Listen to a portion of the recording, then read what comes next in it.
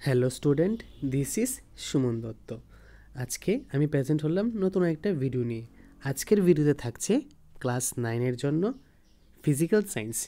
ঠিক আছে, ওইখান থেকে যে পদার্থবিদ্যা আছে সেই পদার্থবিদ্যা থেকে মার্ক 1-এর প্রশ্ন উত্তর, সেগুলো খুবই ইম্পর্ট্যান্ট। প্রথম চ্যাপ্টার আমাদের চারপাশের পদার্থ, এখান থেকে মার্ক 1-এর উত্তরগুলো তোমরা ভালো করে দেখে নেবে, কারণ অনেকটি এখান থেকে মার্ক 1 আসে।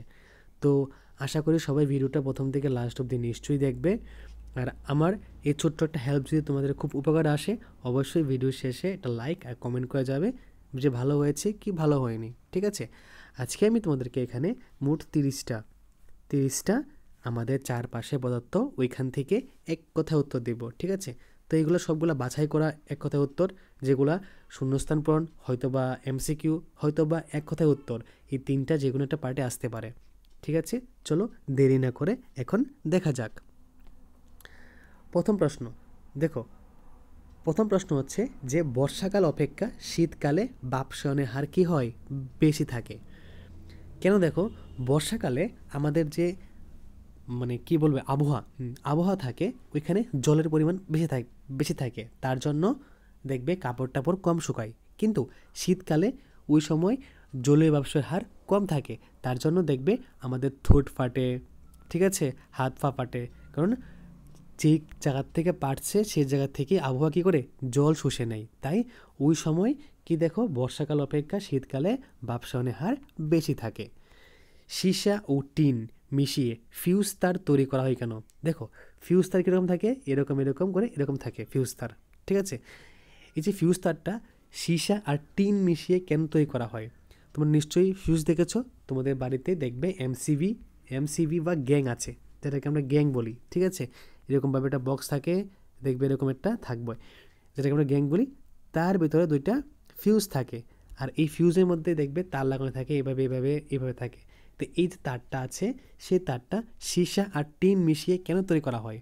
কারণ তৈরি করা হয়, এর কারণ হলো এই যে সীসা আর টিন আছে, মানে উভয়ের গলনাঙ্ক, এই যে পরিবাহী তার আছে, যে তার দিয়ে কারেন্ট যায়, ঠিক আছে, যে তার দিয়ে প্লাস আর মাইনাস দিয়ে কারেন্ট যায়, ওই তারের গলনাঙ্ক থেকে অনেক কম হয়। ঠিক আছে, এই কারেন্টের তার থেকে এই তারের মানে সীসা আর টিন দিয়ে যে বানানো হয়, সেই তারের গলনাঙ্ক কম হয়। কি হয়, যখন ওভারলোড হয়ে যায় অটোমেটিকলি ফিউজটা পুড়ে যায়, তাহলে আমাদের ঘরের ইলেকট্রিসিটিটা বেঁচে যায়, শুধু ফিউজ নষ্ট হয়, না হলে অনেক রকমের ক্ষতি হতে পারে। ওকে, জলীয় বাষ্পের ঘনীভবনের ফলে কি সৃষ্টি হয়? কুয়াশা। মনে রাখবে, তাহলে আমরা এখানে শিখে নিলাম যে কুয়াশা কীভাবে সৃষ্টি হয়। জলীয় বাষ্পের ঘনীভবনের ফলে কুয়াশা সৃষ্টি হয়। জলের স্বাভাবিক হিমাঙ্ক 0°C কখন হয়? যখন 76 সেমি পারস্তম্ভ চাপে থাকে। ঠিক আছে, এই যে প্রেসার কুকারের কোন নীতির উপর কাজ করে? এই যে প্রেসার কুকার দেখবে ইজিলি ভাত হয়ে যায়, 2-3টা সিটির পর ভাত হয়ে যায়। কিভাবে? কারণ প্রেসার কুকারে একটা চাপ তৈরি হয় আগুন থেকে, ঠিক আছে, হিট থেকে একটা চাপ তৈরি হয়, আর সেই চাপ স্ফুটনাঙ্ক বৃদ্ধি করে, মানে যে কোনো জিনিস ফুটাতে সাহায্য করে খুব ইজিলিভাবে। তাহলে মনে রাখবে যে একটা চাপ নামক একটা শক্তি, সেই শক্তিটা স্ফুটনাঙ্ক মানে ফুটিয়ে দিতে সাহায্য করে। এখানে এই নীতি ব্যবহৃত হয়, মানে প্রেসার কুকারে চাপ বৃদ্ধি করে, স্ফুটনাঙ্ক বৃদ্ধি করে। ঠিক আছে, তারপর বরফের গলনাঙ্কের লিন তাপ কত? 3.36 ইন্টু 10⁵ কত? 10⁵ যে মানে জুল। ঠিক আছে, যে মানে জুল পার কেজি মানে কিলোগ্রাম। তো এটা ভালো করে মুখস্থ করে রাখবে, কারণ অনেক সময় দেখা যায় যে এই যে এরকম এক কথায় উত্তর পরীক্ষার মধ্যে কনফিউশন তৈরি করার জন্য এটাকে এমসিকিউ সিস্টেমে দেয়। ঠিক আছে, তাই এটা ভালো করে মুখস্থ করে নেবে, যা হলে স্বপ্নের মধ্যে ঘুমের মধ্যে যাতে এটা মনে থাকতে পারে যে বরফের গলনের লিন তাপ কত। ঠিক আছে, শিশির কখন জমা হয়? মেঘহীন আকাশে। দেখবে যেই দিন মেঘের মধ্যে কোনো কুয়াশা থাকে না, কুয়াশা বলে মেঘ থাকে না আকাশের মধ্যে, যখন আকাশে কোনো মেঘ থাকে না, দেখবে সেদিন ঘুমোতে উঠে দেখবে ঘাসের উপর জল জমে আছে। তাই আমরা বলতে পারি যে শিশির কখন জমা হয়? মেঘহীন আকাশে। জলে লবণ মেশালে হিমাঙ্ক কী হবে? কমে যাবে। ঠিক আছে, চাপ বাড়লে বরফের গলনাঙ্ক কমে যাবে। ওকে, মোমের গলনাঙ্ক নির্দিষ্ট নয়, যে মোম যে গলব এটা কিন্তু নির্দিষ্ট নয় এর গলনাঙ্ক। দার্জিলিংয়ে জলের স্ফুটনাঙ্ক কত? দার্জিলিংয়ে জলের স্ফুটনাঙ্ক 100 ডিগ্রি সেন্টিগ্রেডের কম। কত? 100 ডিগ্রি সেন্টিগ্রেডের কম। 100 ডিগ্রি সেন্টিগ্রেড উষ্ণতায় পারদ তরল অবস্থায় থাকে। তো আমাদের যদি প্রশ্ন করে যে পারদ কোন অবস্থায় থাকে তরল, ঠিক আছে, পারদ যখন তরল থাকে তার অবস্থা কতটুকু থাকে বা কতটুকু ডিগ্রি উষ্ণতা থাকায়, তোমরা বলবে যে 100 ডিগ্রি, মানে 100 ডিগ্রি উষ্ণতায় পারদ তরল অবস্থায় থাকে। গ্যাসের নির্দিষ্ট আয়তন নেই। কার আয়তন নেই? গ্যাসের নির্দিষ্ট আয়তন নেই, তাই সে সম্পূর্ণ জায়গা জুড়ে থাকে, যতটুকু জায়গার মধ্যে তাকে রাখা হয়। জলে লবণ মেশানো স্ফুটনাঙ্ক বৃদ্ধি পায় আর হিমাঙ্ক হ্রাস পায়। জলে যদি আমরা লবণ মেশাই, ঠিক আছে, তাহলে জলের স্ফুটনাঙ্ক বৃদ্ধি পাইব, ঠিক আছে, আর হিমাঙ্ক কী হইব? কম হয়ে যাব গা। তো পদার্থের চতুর্থ অবস্থার নাম কি? পদার্থের চতুর্থ অবস্থার নাম হলো প্লাজমা। তো আমি এখানে পদার্থের 3টি অবস্থার নাম লিখিনি, কারণ আমরা সবাই জানি কঠিন, তরল, গ্যাসীয়। তো এটা লেখার কোনো আমি প্রয়োজন মনে করিনি, কারণ সবাই জানো, তোমরা সবাই টেক্সট বই পড়ছো। তাই আমি এখানে একটা প্রশ্ন তোমাদের দিলাম ইম্পর্টেন্ট, যে পদার্থের চতুর্থ অবস্থার নাম কি? প্লাজমা, ঠিক আছে। তারপর দেখো, গ্যাসীয় পদার্থের আন্তরাণবিক আকর্ষণ বল কম। কার? গ্যাসীয় পদার্থের আন্তরাণবিক আকর্ষণ বল কম। তারপর এখানে আছে ঘনত্বের এস একক কি? কেজি এম পাওয়ার কত? 3। কি? কেজি এম পাওয়ার কত? 3, ঠিক আছে। শুষ্ক বরফ কি? কঠিন CO2। তো CO2 সবাই চেনো, CO2 মানে কার্বন ডাইঅক্সাইড। শুষ্ক বরফ মানে কি? Carbon dioxide. শুষ্ক বরফ মানে কি? কার্বন ডাইঅক্সাইড বা কঠিন CO2। কার্বন ডাইঅক্সাইড তোমার বলতে পারো, কিন্তু তার আগে কঠিন লাগাবে। নিশাদল কি? নিশাদল হলো অ্যামোনিয়াম ক্লোরাইড। কি? Ammonium chloride.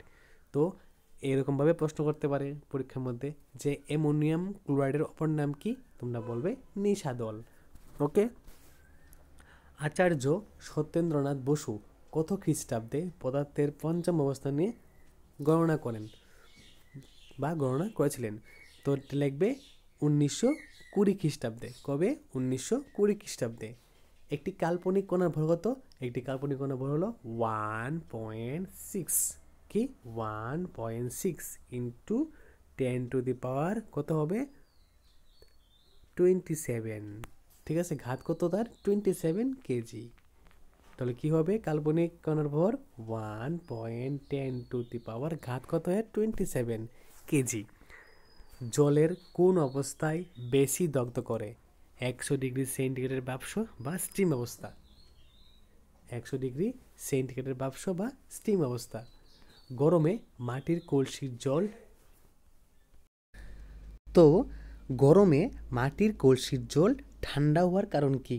কেন মাটির কলসির জল ঠান্ডা থাকে? কারণ মাটির কলসি দেখবে অল টাইম বাইরে দিয়ে ঘেমে থাকে, ঠিক আছে, কারণ ওইখানে অল টাইম কি হয়? বাষ্পীভবন হয়, তার জন্য। গ্যাসীয় অবস্থায় চাপ সৃষ্টির কারণ কি? গ্যাসীয় অবস্থায় চাপ সৃষ্টির কারণ পাত্রের দেওয়ালের সংঘর্ষ, ঠিক আছে। আমাদের যে টিউবলাইট, সেই টিউবলাইট থেকে যে উজ্জ্বল আলোক নির্গত হয় তা হিলিয়াম গ্যাসের কোন অবস্থা? প্লাজমা অবস্থা। মানে পদার্থের 4 নাম্বার অবস্থার জন্য আমরা টিউবলাইট থেকে আলো পাই, ঠিক আছে। আর্দ্রতা বেশি হলে বাষ্পীভবনের হার কী হবে? হ্রাস পায়। আর্দ্রতা বেশি হলে কী হবে? বাষ্পীভবনের হার হ্রাস পায়। প্রমাণ চাপে জলের স্ফুটনাঙ্ক কত? 373 কে। মাস্ট বি, এটা মুখস্থ করে রাখবে, ঠিক আছে। বায়ু উত্তপ্ত হলে ঘনত্ব কমে যায়। বায়ু উত্তপ্ত হলে ঘনত্ব কমে যায়। তাপ প্রয়োগে ব্যাপন দ্রুত হয়। তাপ প্রয়োগে ব্যাপন দ্রুত হয়। পদার্থ স্থান দখল করে থাকে। পদার্থ স্থান দখল করে থাকে। তো আজকে তোমাদের কাছে আমি মার্ক 1-এর 30টা প্রশ্ন উত্তর ধরলাম।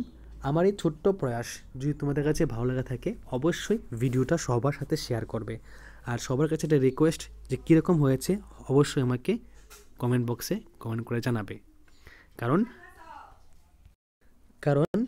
তোমাদের পজিটিভ পয়েন্ট মানে তোমাদের যে পজিটিভ রেসপন্স যদি থাকে তাহলে আমি খুব উৎসাহ ফিল করব যে তোমাদেরকে আরও ইজিভাবে তোমাদের বিষয়টিকে তোমাদের সামনে তুলে ধরার জন্য। তো সবার সাথে আবার দেখা হচ্ছে নতুন একটা গুরুত্বপূর্ণ ভিডিওতে। ধন্যবাদ।